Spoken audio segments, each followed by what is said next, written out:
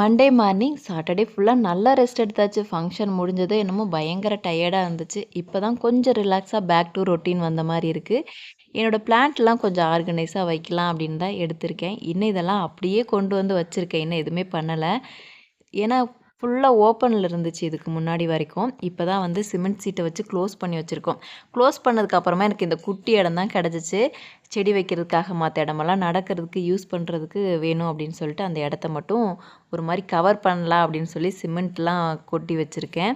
நானாக தான் ரெடி பண்ண போகிறேன். எனக்கு தெரிஞ்ச வரைக்கும் ரெடி பண்ணி நீட்டாக ஆர்கனைஸ்டாக வச்சுக்கலாம் அப்படின்னு சொல்லி தான் இந்த பிளான் பண்ணியிருக்கேன்.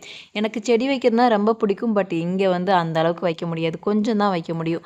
அதனால் நம்ம கொஞ்சம் நீட்டாக ஆர்கனைஸ்டாக 2, 3 செடி வச்சாலும் அழகாக இருக்கணும் அப்படின்றதுக்காக தான் இந்த மாதிரி ரெடி பண்ணியிருக்கேன். சிமெண்ட்லாம் பூசி பார்க்கும்போது ரொம்ப நீட்டாக இருக்க மாதிரி ஒரு ஃபீலாக இருந்துச்சு. இதில் அழகாக இனிமேல் செடியெல்லாம் வைக்கலாம். உங்களுக்கு இந்த வீடியோ பிடிச்சிருந்தா லைக் அண்ட் சப்ஸ்கிரைப் பண்ணிக்கோங்க. அடுத்த வீடியோவில் வந்து மீட் பண்ணுறேன். பாய்.